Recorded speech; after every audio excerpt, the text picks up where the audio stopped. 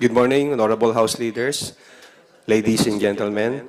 Welcome to our press conference today. I'm Ryan Ponce Pacpaco, and I'll be moderating our event. Today, we are blessed to have two prosecutors from the House, 11-man House Prosecution Panel, and a member also of Young Guns.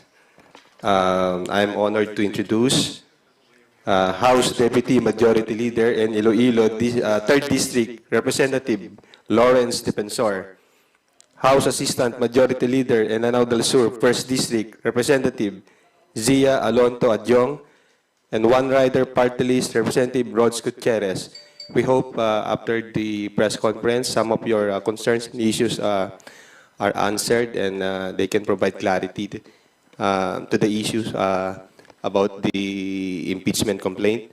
So before I call the first reporter who will ask the question, let us allow our honorable guest to give their short opening remarks. Sir Lawrence. Good morning, everyone. Magandang pagkakataon ito na maliwanagan ang ating mga kababayan tungkol sa impeachment complaint na ifinail. It was transmitted to the Senate yesterday. And I hope that this will be a good opportunity for evidence to be presented by both sides para matapos na po ang mga aligasyon at mabigyan ng liwanag ang sambayanan. Maraming salamat po. Kong Sia.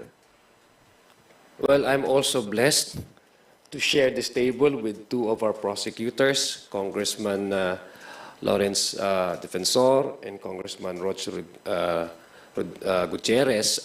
Ako po'y nakikiisa sa aking mga kasama po dito sa House of Representatives na ito pong pagkakataon na ito, itong umagang ito, na maliwanag, tama nga yung sinabi po ni Congressman Noel Defensor, maliwanagan at mapag-usapan ang isang bagay na sa ngayon ay pinaka-importanteng issue na ng ating sa publiko at ating sambayanan. So I'm happy to be here with you to join these two prosecutors, and I am looking forward to answering all your questions later on. Marami pong salamat. Assalamualaikum warahmatullahi ta'ala wabarakatuh. Congrats. Magandang umaga po sa ating lahat. I understand this is a very momentous occasion for everyone and there will be a lot of questions. It's understandable, and we'd like to take this opportunity to clarify any concerns that you may have. We understand as early as yesterday, with the news breaking out, there was a lot of disinformation, a lot of confusion, and we hope to clarify some of that. Although we'd like to limit, hopefully, to avoid speculation po, no? Mahirap na po yung mga haka-haka. So we'd like to stick to the facts, and we'll do our best po to answer your questions. Thank you for this opportunity po. Thank you, sirs. For today's first question, may call on Tina Panganiban Perez from GMA 7. Good morning po, sirs. Senate President Chis Escudero said that Congress has to be in session for the senator judges to take their oath. So, ibig sabihin po, sa June pa po tayo mag-i-impeachment trial. Now, my question is primarily for the prosecutors po. How will that affect your preparations? Will there still be strategizing during the break? Also, hindi ko naman po sinasabing matatalo kayo, but what if one of the 11 prosecutors could not make it to the 20th Congress? Baka umabot sa 20th Congress yung trial. Also, is that possible that the trial will continue into the 20th Congress?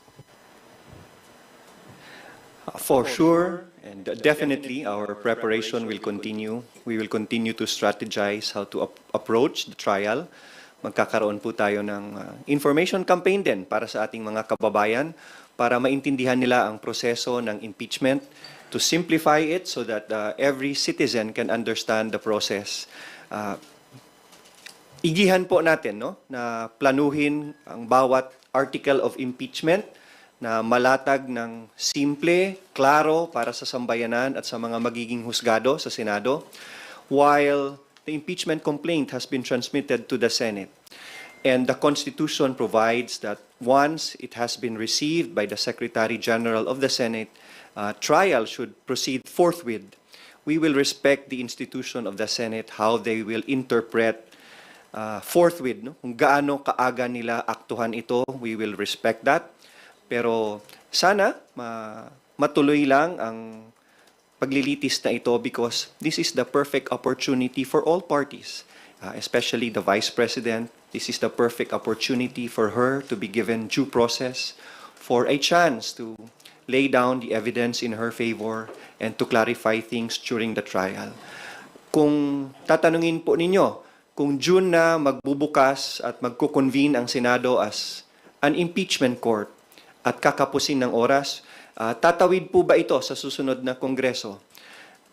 It's possible, and yes, we will leave it to the Senate and to the rules of the impeachment court because what adjourned yesterday was our legislative calendar. Ibig sabihin, natapos po ang pag-exercise namin ng aming legislative power as Congress and as Senate.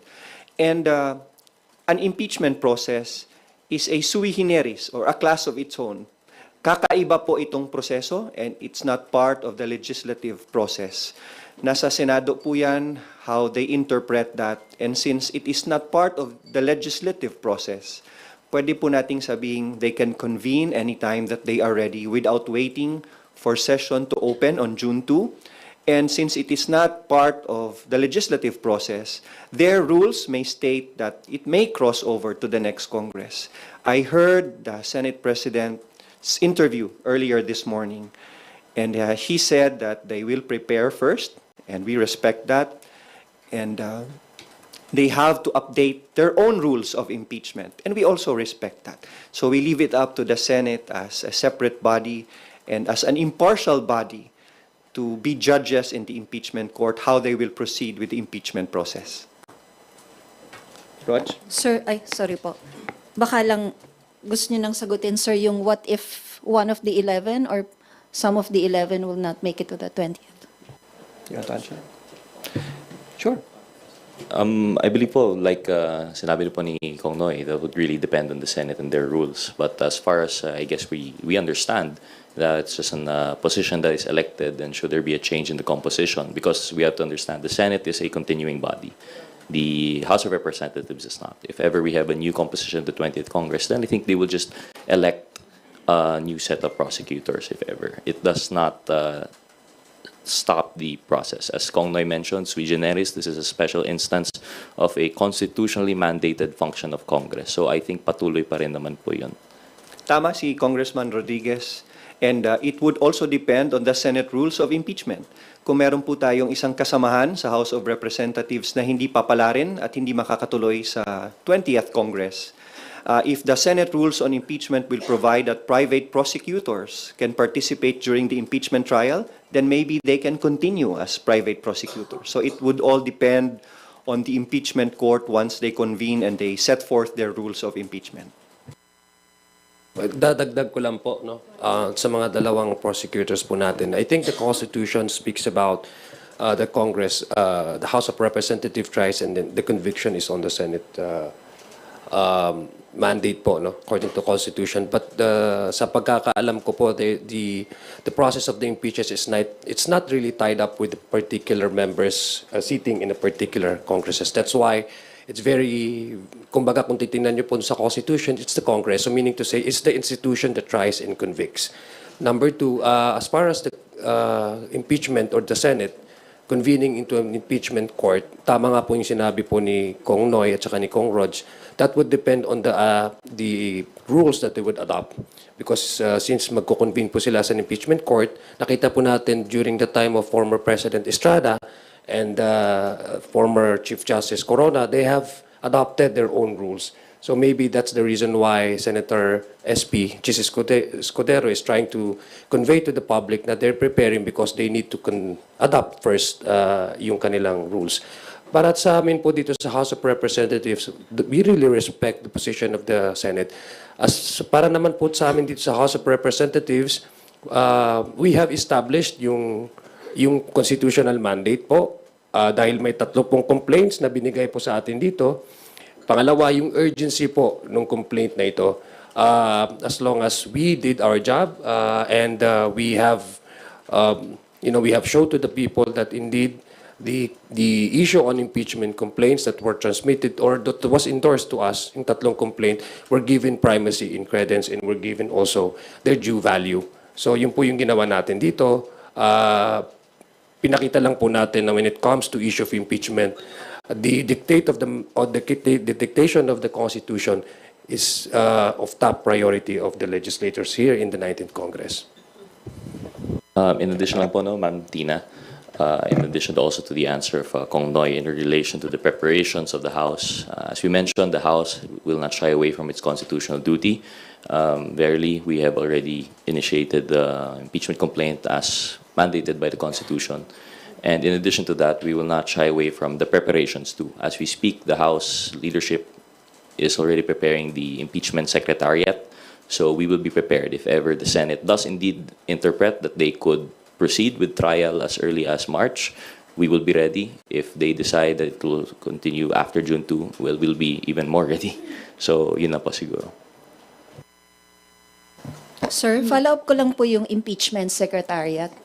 Who will compose that and what will their duties be? To answer that po, no, it's still not clear. Of course, it's been a while, but the impeachment secretariat will cater to all the needs that the House would have in relation to the sui generis proceedings. So I think it would be from the top down regarding logistics, regarding support. It should be separate from the legislative function of the House. So that's all that we could say po siguro at this moment. Thank you po, sirs. Thank you, Tina. Let us move on to the next question from Net25, Big Sumintak.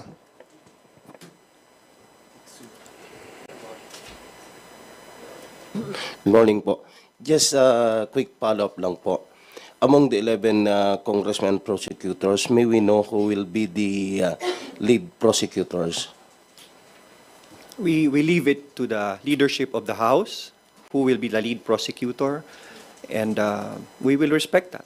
And we're fine with anyone who will be chosen as lead prosecutor.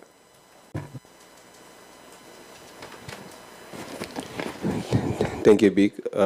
Bibian Gulya from ABS-CBN. Good morning, Kongs. Tama po ba yung intindi ko sa mga answers ninyo kanina? Okay lang po sa inyo na June na mag-start after the elections yung trial. There's no call to hold the trial during the break? Since the Constitution provides that trial shall proceed forthwith, if we interpret forthwith, dapat po sana as soon as possible yon. But since the Senate is an independent body, and we respect their independence, being a bicameral legislature, we will leave that to the interpretation of the Senate. I will refuse to comment on how they should act because they will be judges in this impeachment trial. And we accord them with the utmost respect and that they should act with utmost impartiality without any influence from the prosecution or from the respondent or the defendant. So, sana po maagapan ang pagsimula kasi the sooner that the evidence can be laid down, the sooner that due process can be exercised, the sooner can the issues pending before us can be resolved. So, sige po, sana po maagahan dahil handa naman ang prosecution team. But, sir, so as you mentioned, it's written in the Constitution that trial should proceed forthwith. But can you point us to a specific rule lang po or part of the Constitution where it states that the Senate can hold the trial even when Congress is on break po? When you say forthwith, hindi nakasabi doon kung saan sa konstitusyon na pwede may break. Every year before session opens, every legislative congress, kunyari 19th Congress, the Senate Secretariat and the House Secretariat together with the duly elected Speaker, inuupuan muna nila yung legislative calendar for that year. While it's not clear whether we can proceed with the impeachment trial during the break, we said earlier that the impeachment trial is a sui generis, o kakaibang proseso po ito. It's a class of its own. And it is not bound by the legislative calendar. It's purely a political question on how Senate would proceed with it. So, yan po ang sagot dyan. No? Hindi po nakatali yan sa black and white. And we will see how the Senate would react on and act on the impeachment complaint. Sir, baka lang din po meron kayong comment dun sa sinabi ni SP Cheese na unfair na madaliin sila dahil 2 buwan daw po inupuan ng House ang impeachment complaints. Well, again, we respect the position of the Senate President. In fact, it has been explained naman po ni Congressman Noy that they have their own rules. We don't want to at least influence the impartiality ng mga senator judges. We will just wait for the Senate to convene as an impeachment court. Sa amin po, as long as we have already relayed and we have displayed the urgency and the priority that we have established that these impeachment complaints should be given primacy and should given priority, it's up to the court, no, the impeachment court, the Senate. When will they convene as a impeachment court? So yun lang po yung amin. There's no prescriptive time naman po, prescriptive time na sinabi po sa Constitution that once it is filed, once it is transmitted to the Senate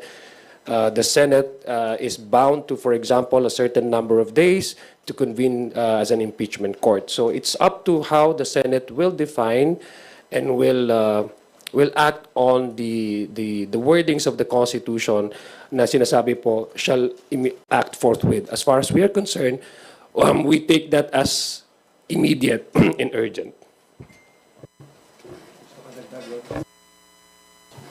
Okay. Sir, doon naman sa mga prosecutors, paano po yung hatian, Division of Labor doon sa 7 articles of impeachment? Sinong congressman ang mag-handle ng specific articles po? As of the moment po, wala pa pong assignments po of which prosecutor will be handling which articles. I think there's something to be discussed further down as we form the full impeachment secretariat po. Your reaction din, sir, na parang yung mga ibang mga kamag-anak ng ibang senador ay hindi po pumirma doon sa impeachment complaints. Parang doon sa mga kamag-anak, 3 lang po yung pumirma. But most of them hindi po pumirma doon sa complaints. May implications po ba ito on the... Well, how would you interpret that? I hope you'd understand we'd refuse to comment on that po. Especially given that these are our colleagues and we respect their opinion, every representative has the right to conduct themselves as they see fit for their constituents. But one thing's for sure po, the numbers are very clear. This is more than 1/3 required. There is a supermajority, so to speak. Yun na po yung impeachment complaint po natin. Just to add, legally, it will not affect the impeachment complaint. It will not affect the impeachment trial.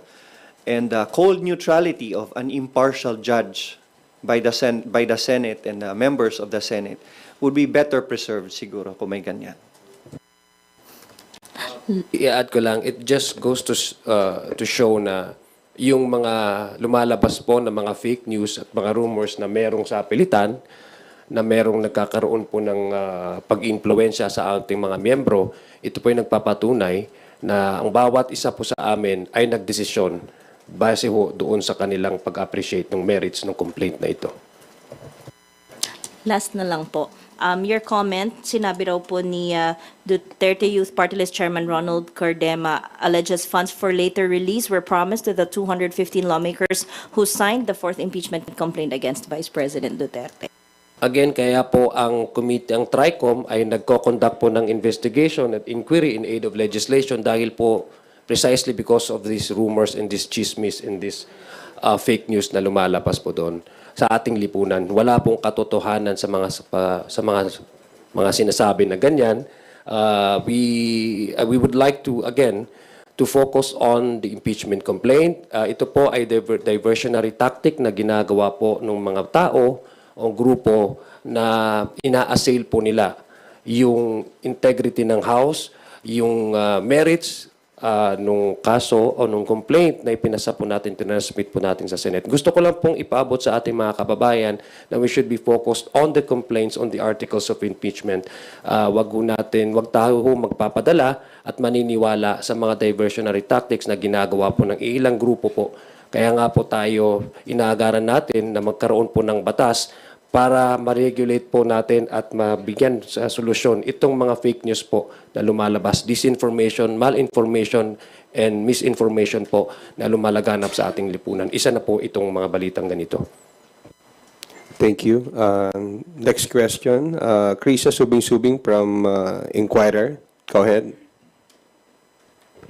Hi sir, slightly different question naman po. Can you give us an inside story po on how the votes were mustered yesterday?